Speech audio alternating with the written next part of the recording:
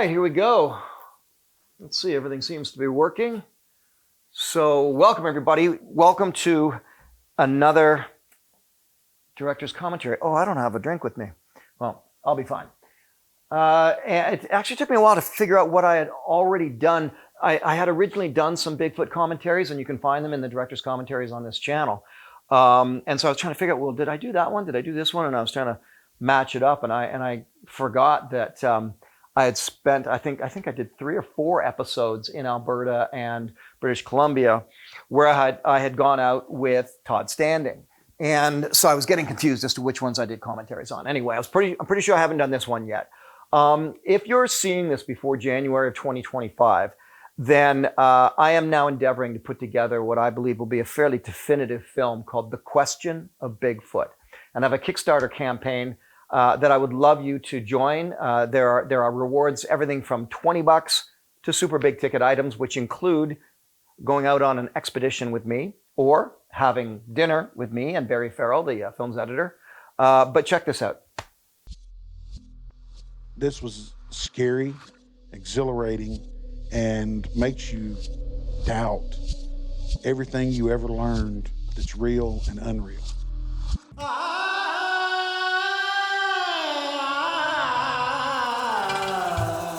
Back in 2014, I began work on a 10-part documentary series on the subject of Bigfoot. It took me places I did not expect to go, and it gave me a perspective I did not expect to have.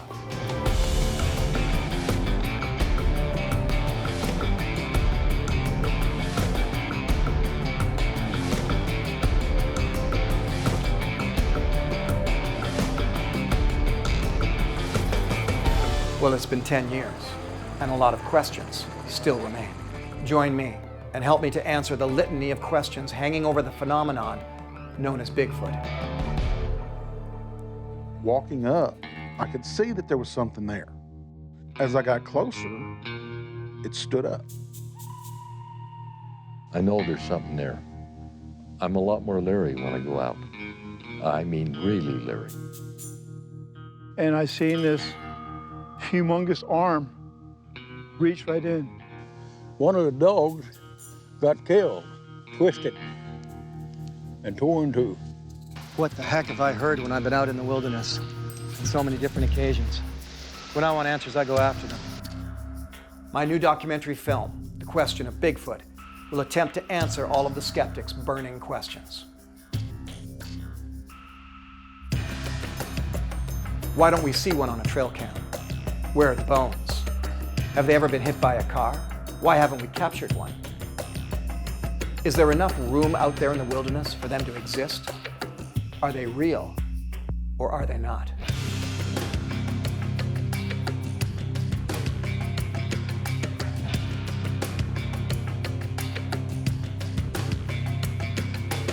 I can't do this without you. So take a look at all of the rewards within this Kickstarter campaign and help me to produce The Question of Bigfoot.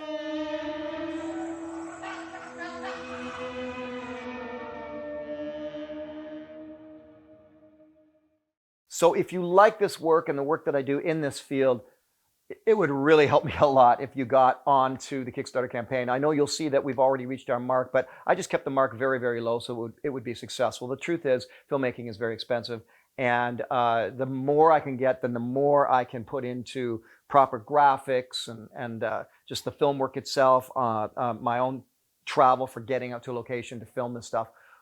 So yeah, this film is going to take a look at all of the top burning questions about the subject matter of Bigfoot and really come to a pretty solid consensus on all of those questions, solid answers for all of those questions, which is why I call it The Question of Bigfoot. So I would love it if you join me on that. As I said, if you don't have a lot, even $20 helps. There's a lot of rewards there, and I will be adding some new rewards as we go along as well. So I'd love you to take part in that and join me on the journey of making the film The Question of Bigfoot. So for now, I can't even remember what we did here on this episode. Like so many of these director's commentaries I've done, it's been years since I've seen this. So it's kind of exciting and fun for me to check it out and kind of go on this little ride with you. You guys ready? Let's do this. We are back into the director's commentaries, Survivorman Bigfoot. And this one, I believe, might be the first or second film that I ever shot where I was working with Todd Standing. Now, I can get I've already explained my position on Todd Standing on the other director's commentaries, so check those out. A forested land in Alberta, Canada. I'm attempting to get some answers about the controversial creature known as Bigfoot. I'm here with Todd Standing, who is one of the best in the field on the subject of this elusive and quite possibly fictitious creature. His theory is that there are purposely broken trees and massive tree structures made in ways that seem highly unlikely to be by natural causes or by the hand of man. He claims that they are for communication, markings of territory. I come in as a skeptic, and I've been led here by my own experiences of unexplainable occurrences that raised the hair on the back of my neck and left me baffled and perplexed in the Alaskan wilderness. Let's stop it right there. So, yeah, this is early in the game for me in terms of filming Survivorman Bigfoot. And it's pretty dark when I stop it right there, isn't it? Well, it's on a moonshot. So there you go. I'm lit by the moon. And this really took into account the whole, it really sort of presented in many ways to the public the concept of these stick structures. Anyway, let's keep it going. So now I've put myself in the middle of a bowl-like bit of topography, deep in the forest, to be as vulnerable as possible, to give the beasts of the forests the upper hand. They have the high ground. I have the disadvantage. I've heard wolves howl, but also deep and heavy thuds into the ground that I can actually feel as well as hear. With nothing more than my cameras and a belt knife and some extreme night vision lenses, I'm trying to see hundreds of yards into the dark forest. But what is it that I'm looking for? So I remember, yeah, this was, a big part of me doing Survivorman Bigfoot was that I wanted to be way out there and alone. And I did try to incorporate that as much as possible because that was my skill level. I had that skill set. I knew I could pull it off. I could be out there and be remote and be alone and be just fine. And it wasn't like Survivorman. I had food and shelter, a tent or whatever if I needed it. And I do remember going to this spot and it was just a matter of like, it was about making myself vulnerable. And boy, I felt it because I was in a location that you would not want to be in if there were any predatory mountain lions or grizzlies in the area. It's just highly disadvantaged, sort of at the bottom of this. Everything was above me and looking down on me. It's been a few hours and nothing, really. Just those thuds that I've felt in the ground. And it's getting cold, but no wind, no sound. Nothing's moving. Except for something that made the ground go thud. Yes, I remember that. It was, for anybody who's camped, the thing is, it can be just about anything. A big, deep thud in the ground could be from a truck far off in the distance. It's amazing what travels through the earth, sound-wise and vibration-wise, and how far things travel. I remember on my film Snowshoes in Solitude, the first film I ever made about living for a whole year out in the woods, which is on this channel. You can check that out. I remember sleeping and I kept hearing this buzzing and I was thinking, was there something wrong with my ears? Like it just sort of, I could feel it more than hear it. And it ended up being clear cutting. It was going on many miles away, clear cutting. They were clear cutting the forest and I could feel it through the ground many, many miles away. Same thing happened when I heard wolves one time. I felt them before I heard them. The hair went up on the back of my neck. I could kind of, and they were in that frequency range that I couldn't hear it, but I could feel it. And then I heard the wolves howling after that. So really incredible when you get out there and you sleep on the ground, especially. It's one thing to be sleeping on a thermarest, sleeping pad with a sleeping bag and a pillow and all that. It's quite something else to be laying on the ground. There's a big difference. You should try it sometime. But it's cold. So you know, you got to deal with that.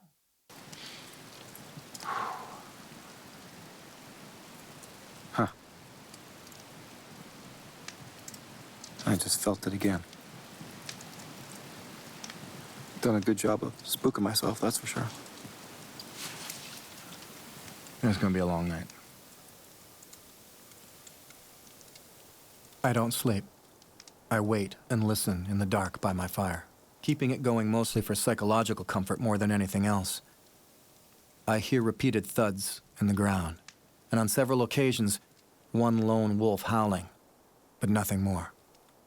The sun rises, and I'm no closer to the truth. You can,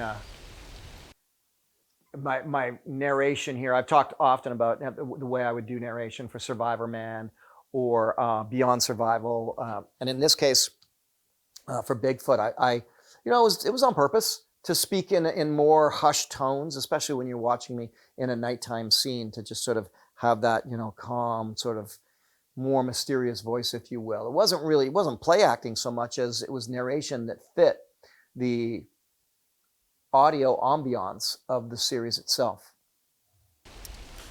Well, it looks like I made it through the night relatively unscathed. Pretty calm night. There's a few things to question, for sure. There's some more areas that are pretty far in, where Todd has claims of a lot of activity. And that's where I'm headed next.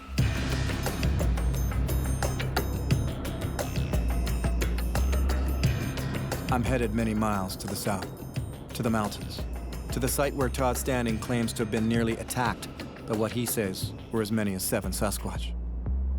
From California to Alaska, these mountains hold hundreds of stories of encounters with a large, hairy, ape-like creature. The Aboriginal cultures here don't question its existence. They just accept it matter of fact.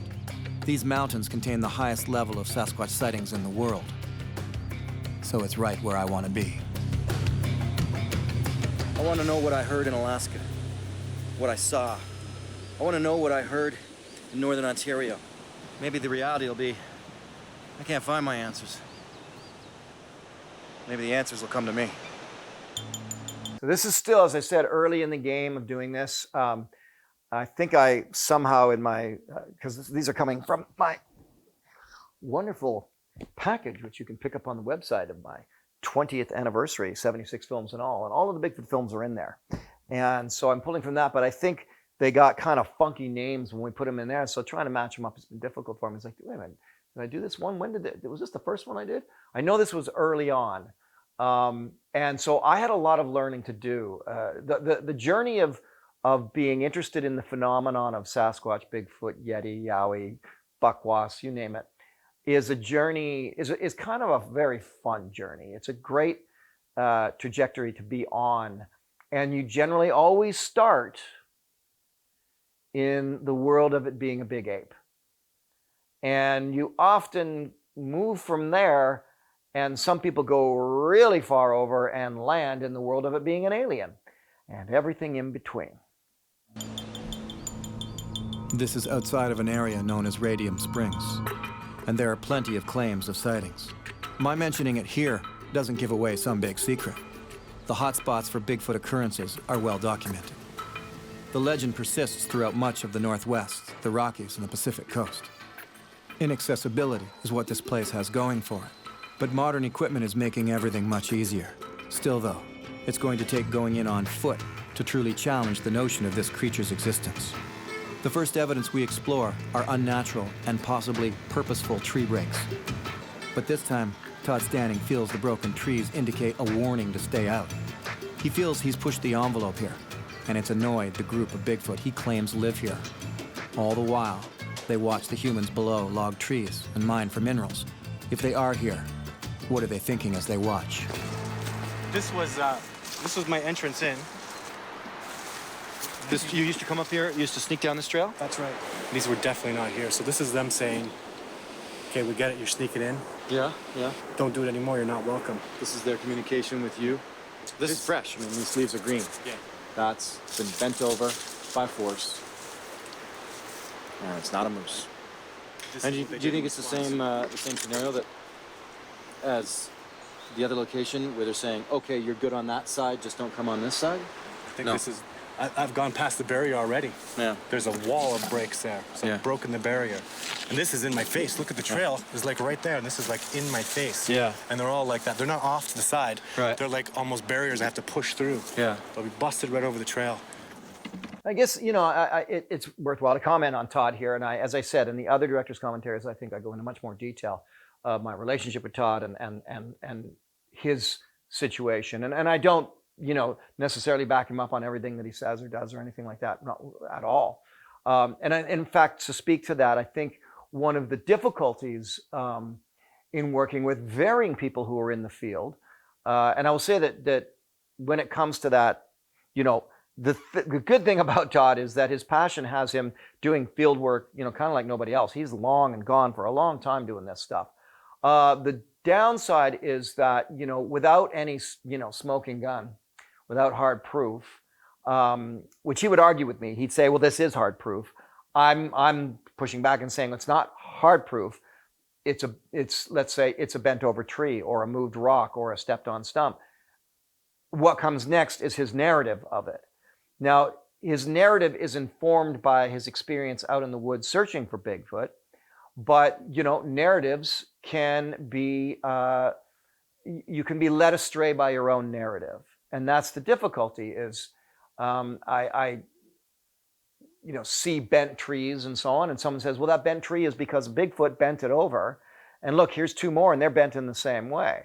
But there are other ways. There's probably 15 other answers you could give for the same reason why those trees are bent over. So that's the challenge of working with not only Todd Standing, but many people who are in the field who really want to have that Bigfoot experience, or who have had some kind of experience, they feel, and they want to have it again or explain it more, is that you have to be really careful of the narrative and whose narrative is it, how well is it supported by the evidence that you're being shown.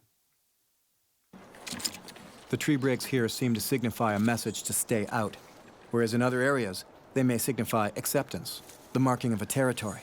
It's a, this is my side, and you can have that side, kind of message. We're headed to where Todd had the most terrifying night of his life. I haven't used this as a base camp for 4 years, since the night they went ballistic on me.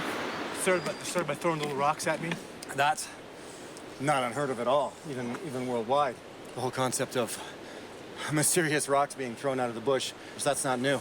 No, but what was sucked about it was running, grunting, growling, throwing stuff at me. This is where you were?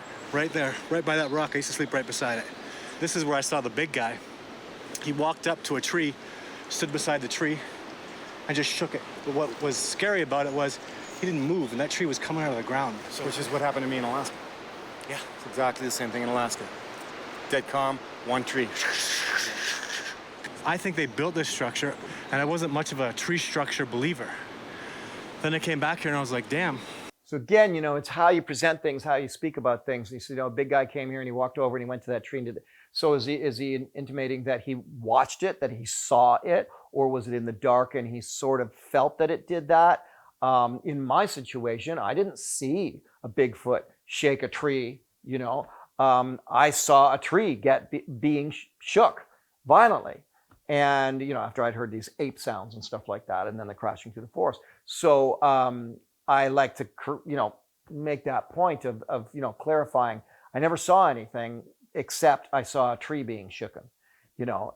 Could that have been a moose with antlers? Yes, it could have been. Could it have been a grizzly bear? Yes, it could have been. And so, again, the narrative and the storyline that gets told by a lot of Bigfoot researchers, you have to just be careful not to be led astray. As I like to point out in life in general, so often, individuals could very much say, I never lied about that. But it ends up being guilty by omission. A lot of people do this. Politicians do it. But a lot of people will say, well, I never said. It's like, no, you didn't say, but you also did not say this other part, and that would have led me to believe something. And it's a pet peeve of mine in life, actually. That's pretty significant. Like in many other areas, these tree structures stand out as different from the forest around them. So this first tree, how could that have fallen naturally? Look at it, the way it's bent like that. No, it looks wedged in, absolutely. It looks almost weaved. And you'd have to have some serious pull-down pressure to get it to do that. And even snow load's not going to be enough for that. You have to use your mind's eye with this. This tree was standing straight up. And for snow load or even rot, it's going to come down like that, right? It's going to come down straight. Now, it's going through a whole line of trees, like 1, 2, 3, 4, all these trees in different directions like this. To get down straight like this, all the way down, would have taken some serious grip and pressure to pull it down into position. At this point, it just doesn't seem plausible that snow load and wind could put that tree in that position. So it had to be something else. And that's just my honest reaction to that situation. I'll tell you this, the tree structure thing was really quite baffling. To this day, it's really quite baffling to me. I'll tell you what I was in my mind. I'm looking at these all the time thinking, did Todd do this? You know, and I got to admit, in a lot of the cases, looking at it, it's like, okay, well, he's a strong guy, but he ain't that strong. No, he couldn't have done this or he couldn't have done that. You know, I can look at the branches and see that, you know, that they're not smoothed out by somebody manhandling them, you know, with bark falling off and everything and all of that. They're just sort of as if, but by the same token, they couldn't have fallen into the position they're in. So you're left with this mystery, this puzzle of the Sasquatch tree structures. It's one of the biggest questions when it comes to the phenomenon. Well, this tree here, it doesn't even have a, and if you push it down, seeing the rot, seeing how this is here, you should see basically the same thing on the ground, same sort of age, and it's not there. The older members might be doing some kind of a structure, or the... It's also possible that sometimes you'll see a tree on the ground and rot on one end and you won't see the stump there. It's because it actually is the top of a tree that fell off and has, you know, maybe blew over in a storm or whatever. So you don't always see the base at the ground when you're looking at a stump and it's all rotted on one end. The younger ones actually watching their elders and following suit and practicing. And so we have this big tree structure over there that took some serious strength, and then we come here and we've got a smaller structure as if, you know, the teenager was practicing. This is really interesting. Yeah. To keep the structure up, they'll find a little wedge on another tree, and then they'll pile a whole bunch of others on top of it. If that wedge was to fall, the structure would lose significant integrity. I know I'm ruling out humans altogether. I'm ruling out you because basically these are old. They've been here for many years. Yeah. You couldn't have done this before I got here. And ruling out wind and rain, we really end up with snow load. And in the concept of snow load, that's where I do my trees one at a time. And I mean, this one is almost hard to figure out and count because I still see the skinny one as tree number 1. It's like it was pulled all the way down. Then the other one had to be wedged over top to hold it down. So now you got tree number 2, which is the strongest and the biggest. So what's tree number 3? Tree number 3, oh man. So you see, it was pretty fascinating getting into the tree structure thing. And I will tell you this, it's not like you see them everywhere. There were only, you know, I'm surrounded by forest and I'm in the forest all the time. And I don't see them in Oregon, which is a big hotspot for Bigfoot. You know, I think I've seen one. You know, so it's not like they're just everywhere, and then you could start saying, oh no, this is a phenomenon of these types of trees and snow, rain, wind, you know, animals, rot, all that sort of stuff. They seem to be, you know, isolated situations, and they seem to be with purpose, and that's the bizarre part of a tree structure. It's pretty exciting actually to come upon one, and maybe it is all naturally occurring, but as someone who spent an awful lot of time in the forest in both winter and summer, I'm very hard pressed to explain how they can naturally occur. Trying to decipher tree structures in the forest like some kind of CSI exercise can be compelling. Okay, so now here we go. Here's a tree that's in the middle. It's in the middle of the structure. Where's the root system? That's missing the roots. That's jammed in there. That's not...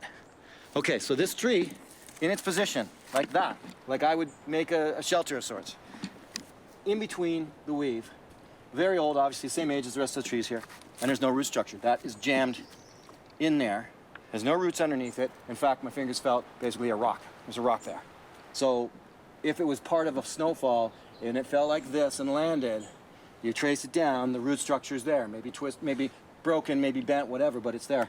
In this case, there's no root structure. It's just jammed in there. Okay, now you got me.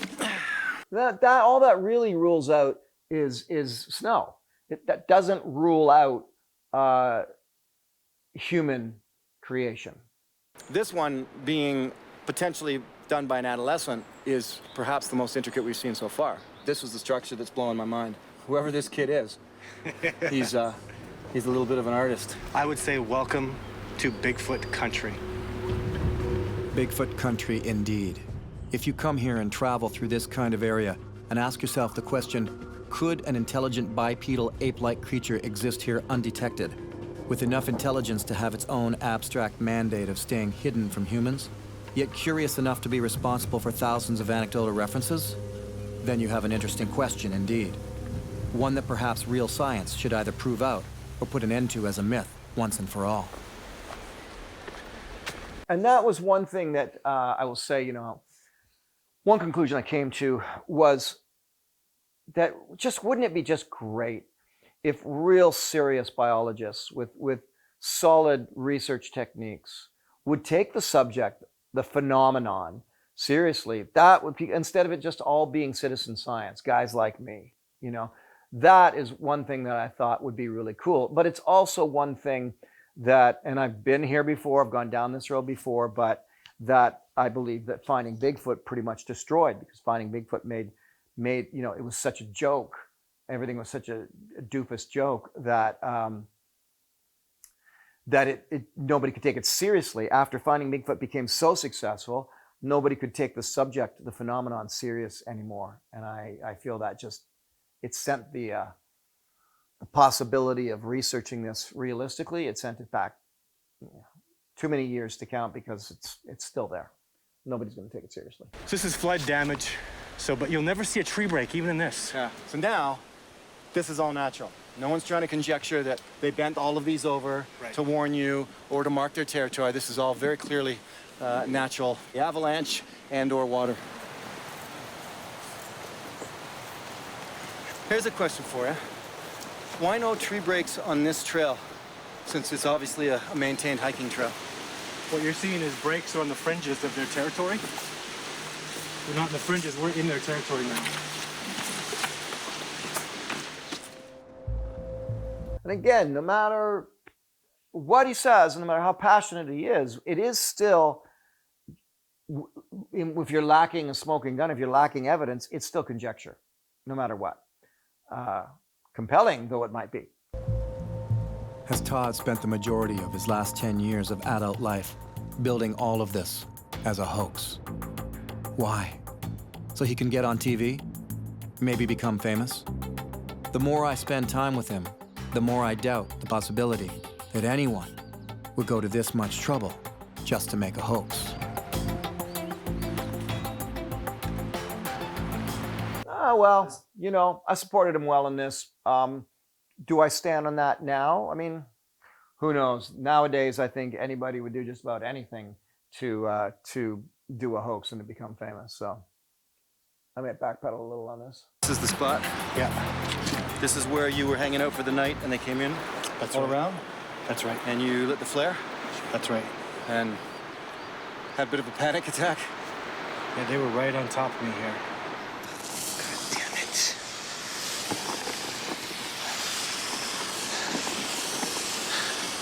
And what they were doing is, they were staying a good 20 yards away from me at all times. But, they were stomping, they were growling, there was no whooping, it was all aggressive sound.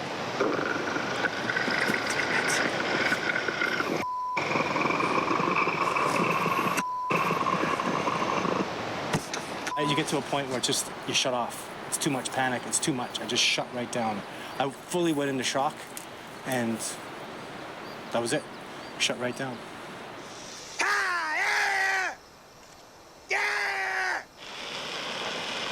I mean, you have to admit, this kind of stuff, I mean, you could say it's just all an elaborate hoax if you want.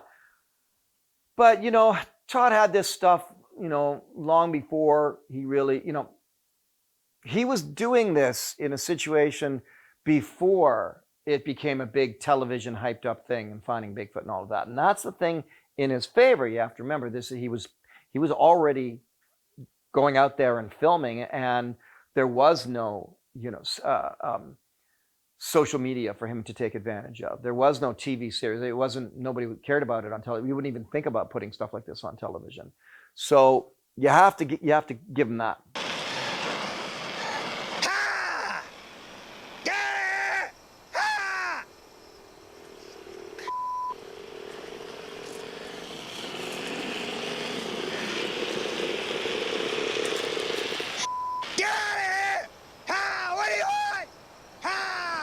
There's no calm when there's 6 or 7 Bigfoot running around you, stomping in the woods, and I was screaming at them. Get out of here! Like I was. So once again, 6 or 7, you have to hand that down to conjecture because it's the dark for one thing. I mean, you say, oh, I heard them run, I heard the stomping. Still, if you're this panicked, it could have been 2. It sounded like 6 or 7. It could have been grizzly that just didn't bother to finish the attack. So. Yelling, like my voice went hoarse, because I was just terrified. So, and they were doing run-bys from multiple directions. I would be here and I'd be standing up, and I'd hear one come running by this way, another one come running by that way. It was so strategic, everything they did. They were just totally owning me.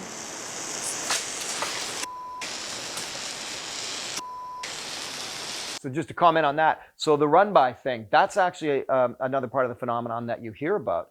That's not the first time I've heard that. Other people have said it would run by me, So when you start to get more than one person sharing the same thing, saying, "Yeah, man, it kept running past me, and then it would run past again, and I couldn't see it."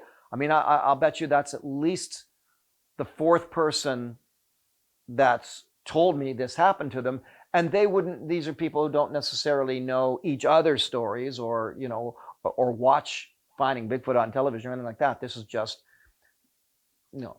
eyewitness accounts, if you will, or in the dark eyewitness accounts of people who experience this thing we'll call the run-by. Ha! Damn it!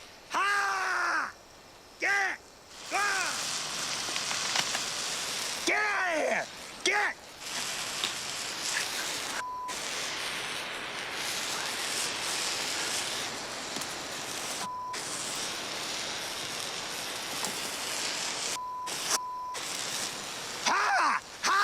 You want some? Ha! Yeah! Ha! Bitch! Yeah! Yeah!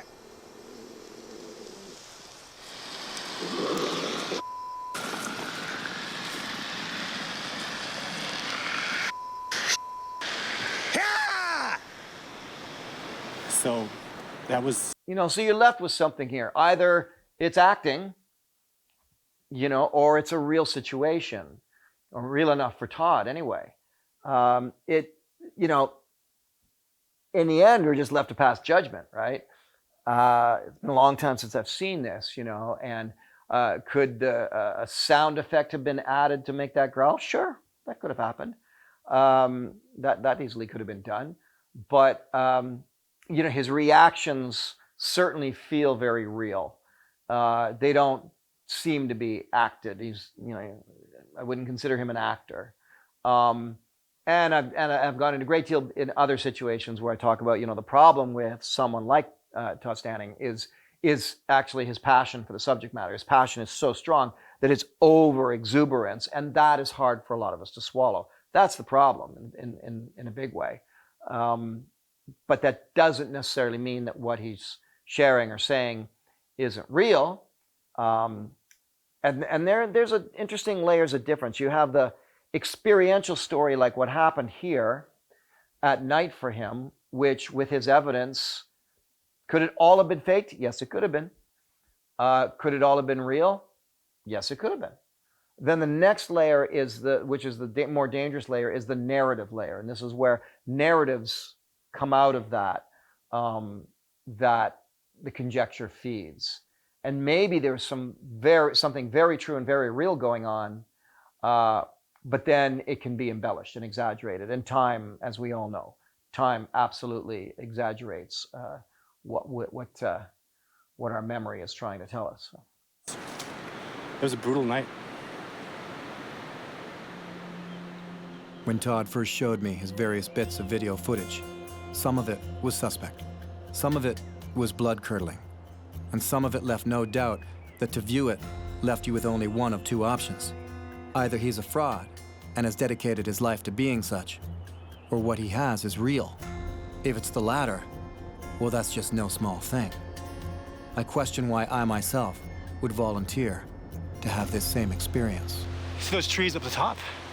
That's where we're gonna go across and sit on the ledge over there. And where they'll come is that peak. We're gonna give them that high ground, and they can come down to the peak and have a look at us. Tree break. I have to admit that the technique of making yourself vulnerable, if you are a Sasquatch researcher, is a good technique. You know, rather than giving yourself the safe place to be, you actually want to put yourself in the least safe place. But that means you're in the least safe place when it comes to mountain lions as well, or grizzlies. So something to think about. Pointed in the right direction? Yep, pointing to the trail. So you have me knowingly violating the Sasquatch code. Correct. On their territory, home turf. Yep.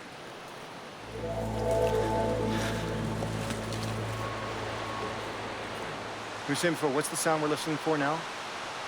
Boom, boom, boom. That deep sound like I felt when I was down in the Nordegg alone that night. That's right. Yeah. It's really, really powerful. You can't almost hear it, but you can feel it. That's right. Exactly. If you're lucky, you'll hear 3 steps. Boom, boom, boom. That's it.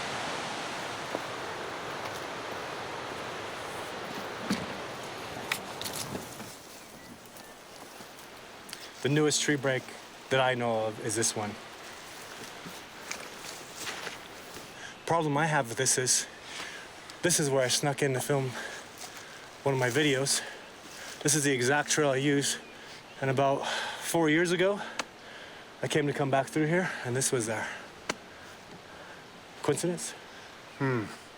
So, if you'd been here in the spring and came back fall and you saw this. Yeah, no way. So. The only thing that I didn't like about the situation, well, there's probably a few things, but was a lot of times what someone like Todd will do is they'll give an explanation and look at you like for you to agree, and it's kind of not fair. It's like, well, don't put that on me. You say what you think, but don't be waiting for me to. Don't try to get me to utter. Yeah, you're right, because I'm not going to do that. That's problematic. And then again, that's hovering in that layer called the narrative, that is such a dangerous layer to be in when you're trying to uncover the truth of a mystery. I'd like to put some more apples on it. Bring some? Yeah, absolutely, yeah. Placing apples and other food items out in the forest is a well-known method of Bigfoot enthusiasts for making interaction possible. Trees broken in a seemingly systematic way. Teepee-like structures that don't seem natural. Massive human-like footprints found by hundreds of people in remote areas. Reports of grunting, screaming, rock throwing, even sightings. DNA samples taken in North America and confirmed to be of unknown primate origin. It's all kind of overwhelming. But we don't have a body, and we don't even have clear and clean high-definition video footage. Yet. That's why I'm here. This is why I'm working now on the film The Question of Bigfoot, because when you start adding up the evidence, if you will, and you add up and list out all the questions, and you work hard to get rid of everybody's personal narratives, that's when you get something really, really interesting. Yeah, see, look at this. Now here's a spot here Todd and I have just found that grabbed our attention right away. And, oh, magnificent, right? You got the tangle. You know, is this going to be a structure? And you know what we both think? Not a chance. This is classic snow load. And yeah, there's a couple in some different directions, but if you look at the way it all is, just this mess of trees that have come down, it's all just pushed over. What's significant here is the base of the trees. Now, every time Todd points out a tree structure, the base of the trees, it's like they're all over nicely or snapped off. And look at the difference. Look at the bases of these trees here. Nothing at all like the tree structures that Todd and I have been looking at. This looks more classic, like snow came in, weighed them all down heavy, and they all toppled over in this direction, taking a few more with them. So if you start to wonder and you know, at the power of suggestion with the structures that we look at, now you come here and you go, okay, snow load, guaranteed. It's one of those things. You can see it. It's easily explained. This is easily explained. What we've been looking at is not easily explained. And the beauty of that is ruling things out. I just love being able to rule out things and go, oh, well, this is clearly from the snow. This is clearly from a bear. I think, I'm not sure if this was the episode. No, I don't think it is. There's a spot where I just thought, no, you know, he was very much saying that oh, this is from Bigfoot's fingernails, and he's doing this thing in a tree, and you couldn't have convinced me that it wasn't simply a deer rub. So looking back at you, did you see? Look at the scratches. As I meet back up with Todd, I've spotted what I am convinced is likely deer or bear markings on a tree. Yes. Todd is convinced otherwise. That's some serious. Well, I'm saying bear, but that's a very big bear. These bear claws are uniform. Yeah. This is, congratulations. We are near a day watcher spot. Those are Sasquatch fingernails. Right. Nothing does that. Look at this. A bear can't do that. Can't. A bear's got 4 claws. He can't do that. Even look at these two. Look at the way they're scratched like that. My fingers fit there perfectly. All right. And there's a tree break and a structure there. Wow. Gold mine, jackpot. Gold mine, jackpot. This is where Todd's zealousness can get the better of him. I still think it's the rubbing from deer antlers. Is it Sasquatch or human hoaxes? They can hoax aliens and crop circles, but that doesn't disprove them. And until we have a body frozen and accepted by public science as being perhaps a Gigantopithecus, Bigfoot will be in the same category as aliens and crop circles. But let's give their existence the benefit of doubt. What would they eat?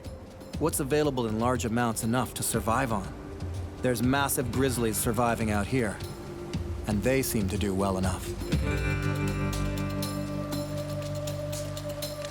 Kind of changed up my scope here and headed down. There's a river here. Actually, it's the Kootenay River. And salmon running up here all the time. And that kind of changes the game a bit. With a really good source of freshwater salmon, it's a good, solid supply of food for large carnivores. The grizzlies are going to come down here, obviously, eagles, and anything else that might be hungry. I really only have one option while working with Todd, and that's to trust him, give him my respect, and stay with an open mind. Of course I'm a skeptic. Of course I can see holes in certain things, and I challenge him when that happens. But I have to make sure that I don't fall prey to any power of suggestion. Now, for Todd, whatever he sees, he sees Bigfoot. When he hears things, he hears Bigfoot. And he's very zoned in on it. But how else are you going to study and research something if you do not nearly obsess about it? So many researchers in the past have been able to do that, and they've unearthed incredible discoveries as a result. Todd believes and hopes that he's in that arena, that he's about to unearth a most incredible discovery. In his mind, and from what he's been able to see and experience, there is no question. So it's a done deal in his mind. But there are those of you, maybe many of you, who say, are you kidding me? There is no species to research. There's a bunch of trees that have been pushed over by snow, and humans have made a couple of snaps and things, and the rest of the stuff is all a hoax. That doesn't explain the rest of the story. Because if everybody's hoaxing, then there are tens of thousands of people hoaxing. And if all tracks are fake, then there are hundreds and hundreds of incidents of tracks being cast and found that are fake in the middle of nowhere. So let's just keep an open mind, and I'll keep Todd's trust so that we can delve deeper. For me, I gotta see it. Yeah, and so, you know, going back on that is it's that thing, right? Where if all you have is a hammer, you know, everything's a nail. And it's the same thing with a belief system. You know, if you're firmly convinced that Sasquatch and Bigfoot exist, then all the evidence that's out there, that's what you see. You see evidence of Sasquatch and Bigfoot. It's a sort of a fine line to walk, trying to be interested and excited about such a phenomenon, but also not get sucked into other people's narratives on what's going on. But what I always feel I bring to this particular game is I know the wilderness, and I know it as well as anybody knows the wilderness. And so you can't pull a lot of stuff over on me when it comes to the natural world and what's going on out there. And that's what I bring to the study of this phenomenon. Because as I've often said, and you guys know this, I'm not a Bigfoot researcher. I'm a documentary filmmaker with a strong interest in the phenomenon. In my own eyes. When it comes to Bigfoot, seeing definitely is believing. For this elusive creature, going in deep to its territory and allowing myself to become vulnerable so that they feel they have the advantage is going to be key. So Todd and I are going to take it pretty easy tonight. Tomorrow's the big day. We're gonna go straight up to the top of the mountain. This is the area where he has claimed to have seen a lot of Bigfoot. Figures it's their home territory. And we'll head up there tomorrow, see what we can find. It's an aggressive move. It places me right in their path at the edge of what could be their home territory. What's important to remember here is that anyone who studies Sasquatch takes it seriously, and gaining their trust enough to let you into their prized hotspot means going in with an open mind.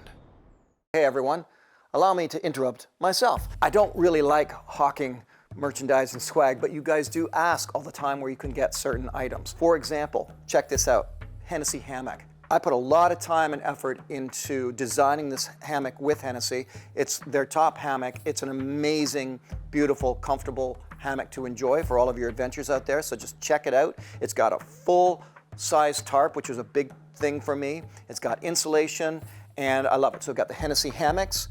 Of course, for years I've been in a phenomenal relationship with Hella of Norway, Hella Knives. And this is our signature knife, of course, the Tamagami. These knives are handmade. In fact, I've been there to this very ancient factory where I don't know how many, it's well over 100 years that they've been operating, and every single handle is handmade.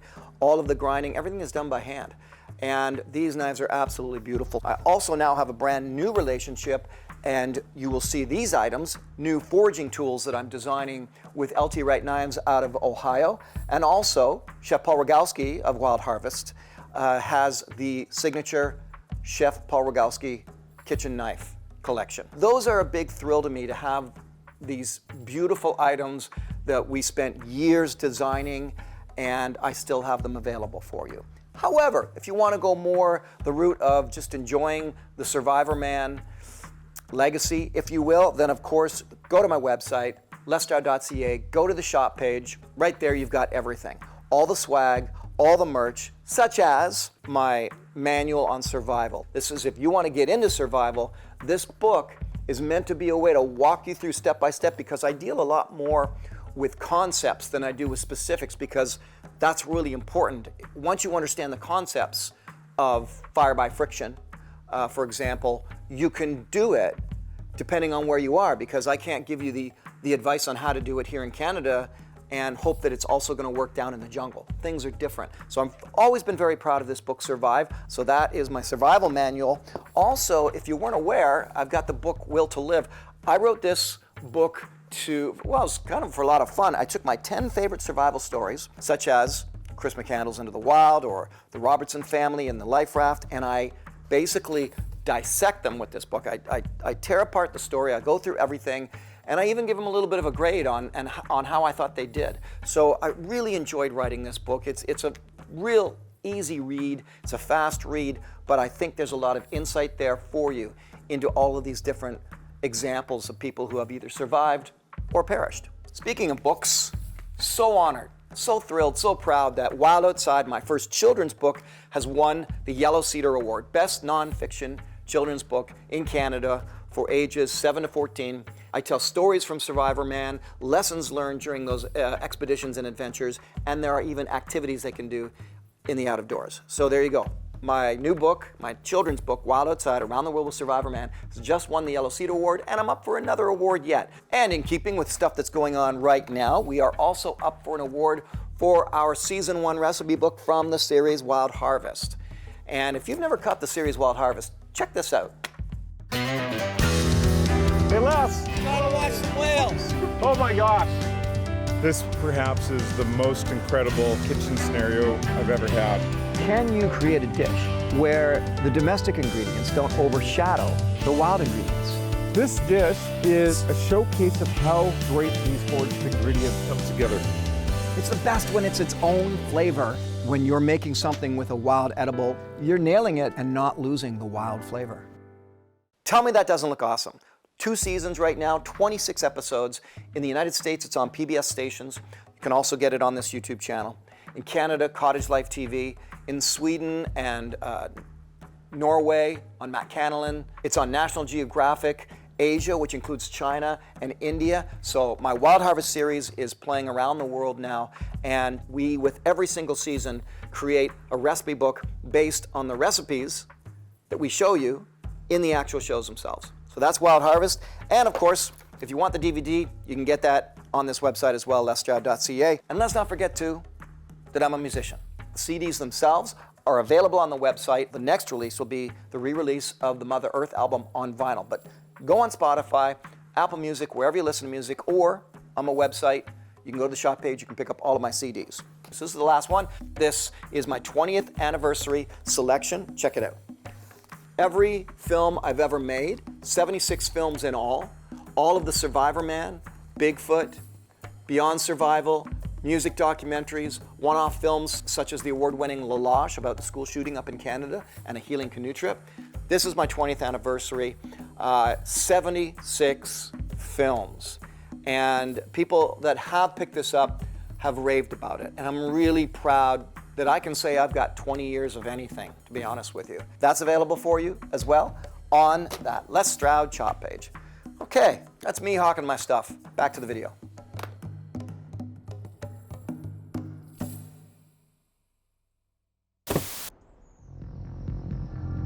I've made it clear to my Bigfoot tracker, Todd Standing, that I'll remain a skeptic until my own experience teaches me otherwise. Overnight, it's turned cold on us. There's snow up in the areas where we want to go. It's going to be about a 7-hour climb up the mountain. First part's not so bad. A couple hours sort of only almost straight up. And then 3-4 hours of straight up. You want to get answers, you got to go the distance. From my days working as a wildlife videographer, I know that this is the effort required if I want to get the great footage. This is not really about exploring the unknown. This is more about researching a species that he already knows exists. He's seen them on multiple occasions, experienced them many times. So there's a different approach to how we come out here if you think along the lines of what Diane Fossey did or Jane Goodall, this is research. And it's about bringing proof to the world, too. Proof that the world will accept. This research may not be as paranormal as you might think. Doctors, scientists, and primatologists all over the world are taking this subject very seriously. Just ask renowned anthropologist, primatologist, and UN Messenger of Peace, Jane Goodall, what she thinks about the subject. Her answer may surprise you. Gigantopithecus. That's who we're seeking to have contact with. To help prove Todd's claims that they are real, they exist, they thrive, and they need to be protected. But they don't make it easy. For our night at the... And that's where you start. You always start with Gigantopithecus. You know, researchers in the field such as Jeff Meldrum, very focused on the biology of this and not interested in other claims that get into the otherworldly or the paranormal sort of thing. Other people go whole hog into portals and dimensions and aliens and all the rest of it. But for sure, one way or the other, most people start with, is there a creature in the woods? And is it Gigantopithecus? And, you know, can I spot it? That's really definitely square one when it comes to this phenomenon. The top of the mountain. We're going in with only small rations and a simple overnight bag. The temperature's dropped significantly since yesterday, so the climb's gonna make us warm, but also sweaty, and that's a dangerous situation to be in because you sweat, you die. Todd found this location by being forced higher and higher up the mountain by a grizzly bear. It stalked him and pursued him, eventually cornering him so that his only escape was to slowly and cautiously move to high ground. Once he found a steep rock face, he climbed up it in the hope that there was no way around the bear could follow. There were several ways around, but for some reason, the grizzly refused to follow him to this part of the mountain. From this point on, Todd and I are completely alone. The crew that's been filming us and following us to get in this far can't come across. They head back. Todd and I, we go up. This is it. This area is rumored to be a secret location where conservation officers drop off all the rogue and problem bears and mountain lions that have found their way into towns. It's never admitted to publicly. On a philosophical level, I need to go in with a split mind. One with real intention of a humble attempt for contact. In other words, I can't be too threatening or nothing will happen. And yet on a practical level, this is real wilderness, and I need to look after myself and make sure it doesn't become some kind of survival ordeal I hadn't prepared for. Anything could happen up here. All that would have to happen is Todd were to snap an ankle. That's it. Blow out a knee. So I've got to stop and look. And you know what? The biggest thing on moving forward for survival is looking backwards. Because when you got to come out, it doesn't look like what you've been seeing all day long. And you have to have that in your brain. So I'm looking back here. First thing I'm doing is that big, beautiful mountain stream, I'm placing that in my mind. Because I know that 100 yards or so off to the left, I go down. That's where roughly I came in. I've got to do these pinpoints because if it's me that has to come out of here, and maybe in a hurry, I gotta know my way. What I like to say all the time is, you can trust your guide, and Todd's my guide, but don't rely on him. Rely on myself. That's survival. Well, I can be forgiven for throwing in some survival instruction when I'm out in the wilderness doing a hike like this. Couldn't resist, actually.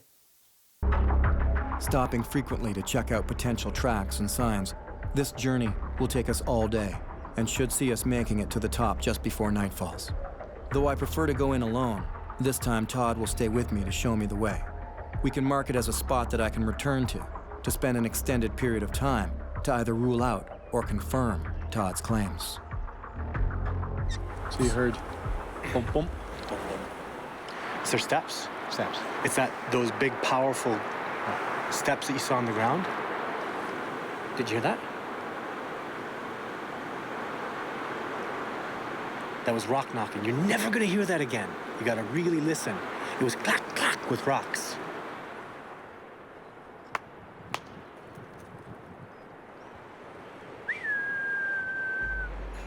Whoop.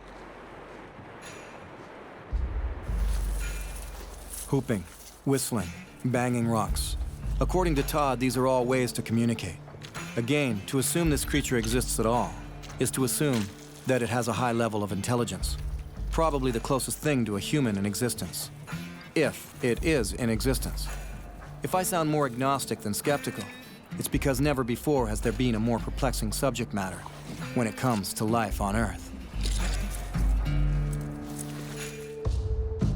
According to hundreds of Aboriginal cultures throughout the world, Sasquatch, Bigfoot, Yeti, perhaps the Gigantopithecus, is real, and its existence is simply taken for granted.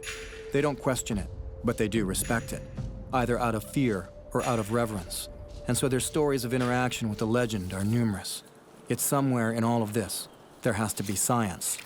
Cold, hard, scientific fact. That's one of the best tracks we've seen yet. It's right in line 2 coming up here, right? Look at that. Look at the toes. Okay, I'll do my foot test. Like, look at that. I did nothing. That's a real heavy animal. Can you see toes? I can feel the toe prints. It's like using the, it's like using the toes to push yourself up, right? That's right, yeah. Left foot. Yeah. Right foot indentation. Now, again, we're back to the hammer and the nail situation. All we have is a hammer, which is the belief in looking for Bigfoot. So everything we see is a nail, a Bigfoot print. These could also be grizzly prints, and there could be argument over the spacing on them and so on and so forth. That little stamping thing, I mean, I have to admit, there were lots of things that Standing talked about that I really gained knowledge from. I thought, well, that's a good way to do that. And the stomp test is a great one. You've got a track in the mud or the grass or whatever. As a human being, try to make that same track. And it's very interesting. You find that, okay, whatever this was had to be incredibly heavy, because I jumped up and down and could not make a dent in the ground anywhere near as deep as this track. Now, you have to take into account, was it when it was raining? Was it hard now? Was it frozen? Was it dry? All those things. But all those things being equal, it's really shocking to see how little of an indentation you can make with your own feet right beside a track of an animal that's sunken down 3 inches into the ground. It gives you some cause for thought there. You thinking grizzly or I'm thinking Bigfoot. Grizzlies don't walk in a bipedal stride like that. Watch me take this step without grabbing on anything. See, that's a big step. That's a huge human stride, that's right. Look at the indentation. Let's do the ground test here.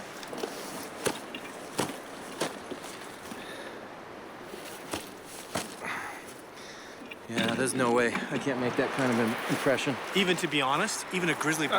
I was just about to say, even a grizzly is not going to make that kind of impression, because that's just softer footed, These are 2 examples of Todd's video footage of a Sasquatch. The first one, a creature simply standing up from behind a rock, is footage that 4 self-proclaimed Bigfoot experts said was a fake. The second one is of a Bigfoot running away up a steep hill in strides that no man can match.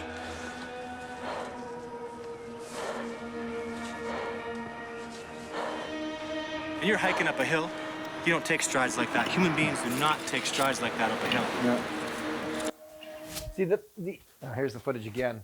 The issue that you have to grapple with is, is Todd of the sort, including of the intelligence and so on, that he would be capable of creating such an elaborate hoax? Because he has several different pieces of footage. And, I don't know the answer to that. What I've often said about his footage is, when you see it, if it's a hoax, whatever. But if it's not a hoax and it's real, especially in the case of the ones where you see the face, then holy crap, if it's real. Now, I remember, when I was on Joe Rogan's show, The second time I was on Joe Rogan's show, I was on the first time, it was great. The second time, I was so, like, we'd been at the Comedy Store all night. I was hanging out with Joe Rogan at the Comedy Store all night. So you can imagine what condition when I was in when we started doing the podcast. And so I was of no condition to debate much. But he really kind of was laughing at Standing's footage. But, you know, with no rhyme or reasoning other than it's what he thought. You know, and you can't do that. You have to take a lot more into consideration here. So watching this footage as well is like, you know, the amount of time that it would take someone to forge such an elaborate hoax in a situation where they're not going to be famous, they're not going to make money, they're not going to be on any TV shows because they don't exist yet. Well, then you got to go, I mean, who would do that? And normally the answer would be, well, nobody. So then you're left with, well, then is the footage real?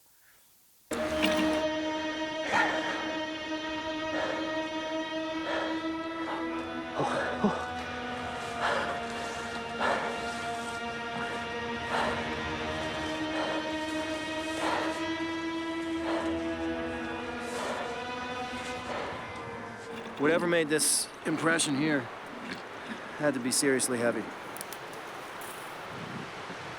Wow.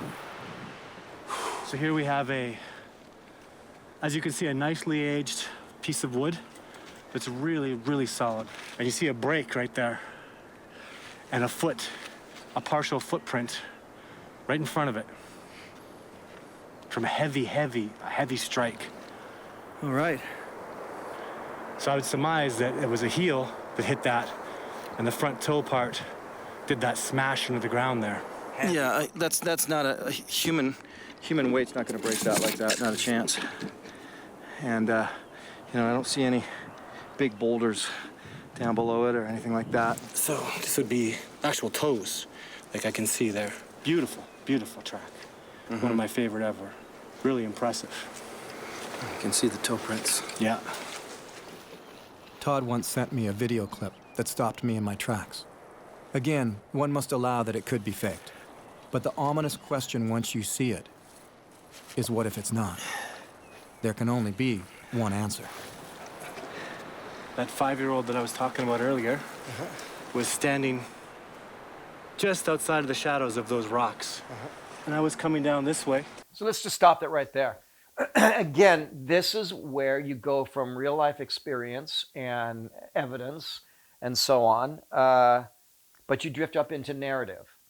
That 5-year-old that I saw, how in the world would he know that it was a 5-year-old? Well, he wouldn't.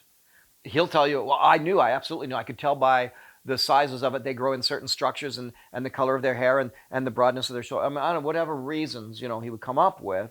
There's actually no chance in hell that he actually knows the age of that beast, or whatever it was that he saw.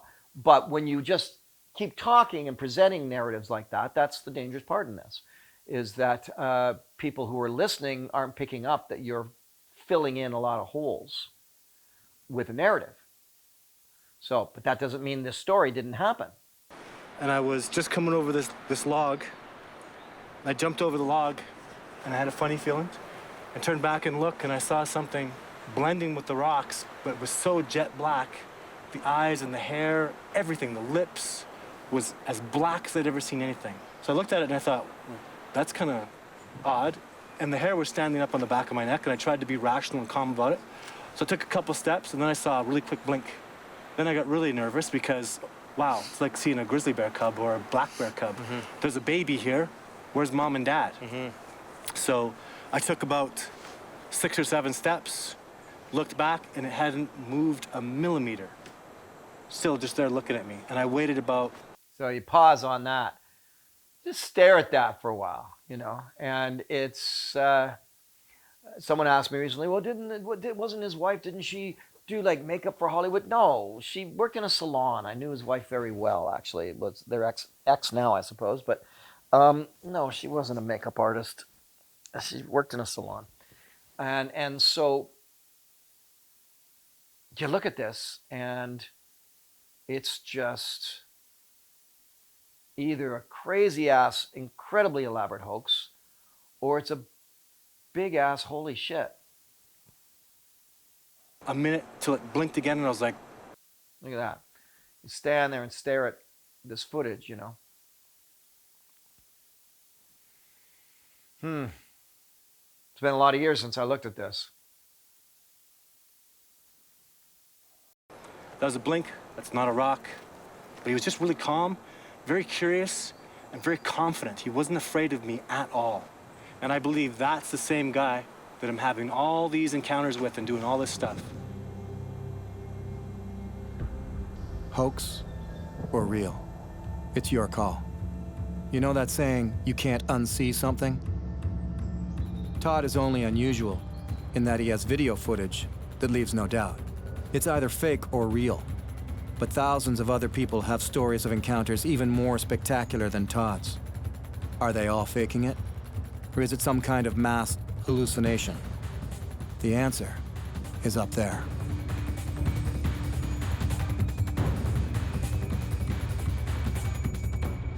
Todd and I have made it to the top now. This will be base camp now. It's where he's had a lot of activity, a lot of interaction. We'll do the night up here. That was not here 2 or 3 weeks ago. And it looks new. It wasn't here before. There's no way. Mark there's Todd's pretty confident was not there the last time he was up on the top here. That doesn't look like a bear at all. It's just a gouge out of the tree. I put my apples up as high as I could reach over here. Obviously, because this looks really significant to me. 2 large trees here that, I mean, significantly large trees. And they're placed in a position leaning up against a tree that was obviously growing here. Yeah. Yep, those are not, they did not grow here, that's for sure. These trees did not grow here. And they're huge. I mean, I wouldn't put this onto, I would never accuse Todd of having put these trees there. That's just not feasible. On the top of the mountain. Man did this. Must have been a couple of bighorn sheep. After a day of climbing up into the hills, I've made it to where... Don't get me wrong, I hadn't drunk any Kool-Aid here when it comes to this. It was really just, you know, when you're there and you can physically touch and feel and smell and be part of a scene, of a situation, then, and you're ruling out all of the stupid stuff, you're left with, well, I don't have an answer for this. That's the most intriguing part. It's like, okay, you know, did whoever, and it doesn't have to always be on, you know, this Todd Standing character, it can be on, you know, anybody. It's like, how much time do these people have that they want to, you know, go into hoaxing? I mean, it's one thing when it's college kids and they're doing it outside like a very well-known trail or a ski resort. That's one thing. That happens, I'm sure. Well, it does happen. But a lot of these hoaxes or perceived hoaxes, they're in places in the middle of nowhere where even the chance of somebody seeing them are incredibly slim. You don't, if you're going to hoax, you don't go to where people hardly ever go. You hoax somewhere where there are lots of people and it's going to be found quickly and you'll know about it, sort of thing, in the media. And a lot of the stuff that I did with Todd, we were so far out in the middle of nowhere that it would made zero sense that that he's been out there that long, spent that much time to create a hoax. Todd Standing claims as Bigfoot territory. With the sun dropping at our base camp near the top, we already get our first action.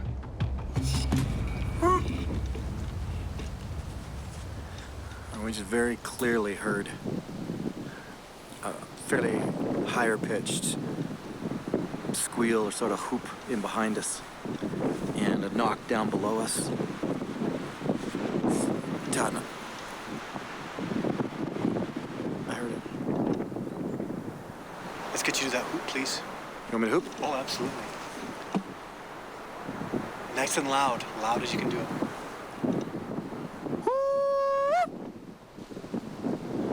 We're just sitting here talking, and all of a sudden, we're hearing a hoop in behind me and a hoop down below us. Todd says he heard a knock. So up above us, there's a whole other, for lack of a better term, forest, tree line. And all of Todd's experiences here on this spot, they've come down from there. And I definitely just heard a sound that I can't explain. Actually, a couple of them. What Todd is saying is that they won't show themselves yet. He figures it's going to be a nighttime contact. And they'll come within about 70 yards and make some sounds. If any luck at all, we can pull out the infrared light and we can see that far. Now, could that have been wildlife? Yeah, sure, it could have been. I forget the name of the little, sort of the mountain squirrels and groundhog. Oh, can't remember the name of them. I'm losing my natural history, but it's varying groundhog type creatures up there. So it definitely could have been them. But no way of knowing yet.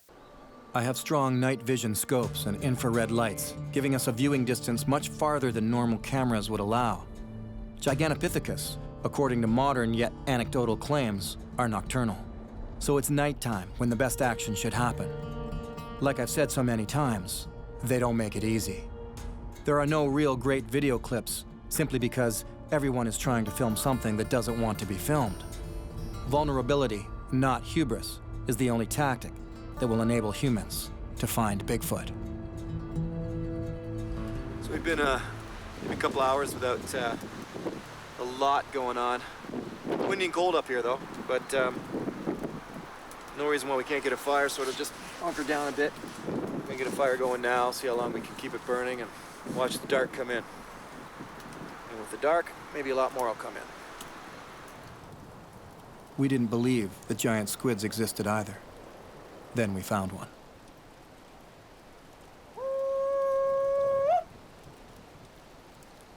Is proving out Gigantopithecus only a matter of time for modern scientists? Well, it's not now, because modern scientists don't give a crap.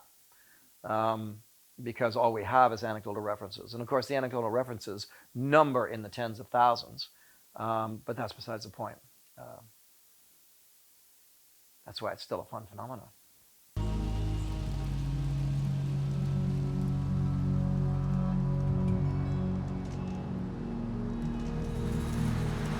Hoop! Hoop! Wind's really blowing up too, eh? Yeah, but it's really that time. If we wait another 10 minutes, it can be really black. As the night falls, my own sense of why I am here and doing this becomes veiled by the darkness. Have I too fallen prey to the power of suggestion? Has my memory of my own experiences hearing bizarre sounds in the wilderness been embellished over time into something it never was? Okay, so I just heard the strangest sound. It was like someone taking a couple of rocks and just banging them together really fast.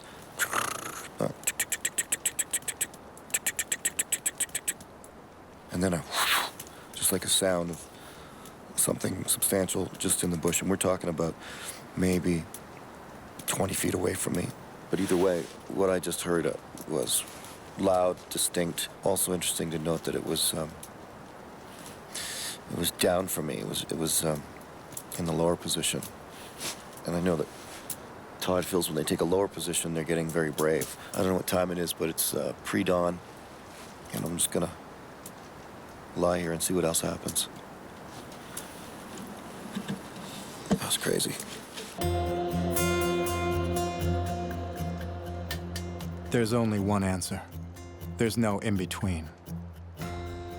I need that answer. And I know where to find it. It's out here, in the... I'll just close that off. What the heck? Let's listen to hear what I have to say. dark of remote wilderness. So that's where I'll keep going. Until I have my answer. So there you go. That was, I believe that must have been like my second episode, maybe my third. So it was early on in the game, and I was still experiencing a lot of new things doing this. And I know what happens here is we did it. Now I'm remembering seeing this. We do another episode where, and Todd, we start the episode with Todd leaving me. He goes down there, and I stay up there. And that's when I have a real crazy ass experience. Now, if I haven't told that story, then I will. I'll go and I'll do it next. But if I had, then it's already in this YouTube on this YouTube channel in the director's commentaries, and it'll say I'm not sure what it'll be called, but it'll be there anyway. And it'll be a director's commentary for Bigfoot, and the second half, which starts here on the top of the mountain and carries out. I think I've already done that one. If not, I'll do it right now. Okay, that's it. Thanks again for watching these. I've got a few more to do yet. I'm going to walk my way through all of the Survivorman Bigfoot films. And don't forget to check out that Kickstarter campaign and join me on the journey of making the next film, The Question of Bigfoot. And I'll see you there.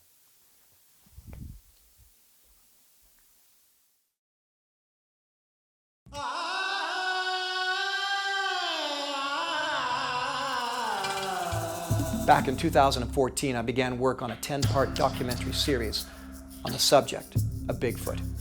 It took me places I did not expect to go, and it gave me a perspective I did not expect to have. We come up the creek, Roger in front of me, come around this big downfall tree, and the creature was standing just about 30 or 40 feet on the other side of the creek. My first thought was, yeah, these things really do exist. And I just wanted to see this thing again, to make sure I knew what I was seeing. Either they're telling the truth, or it's a hoax. There's no in between. It's one or the other.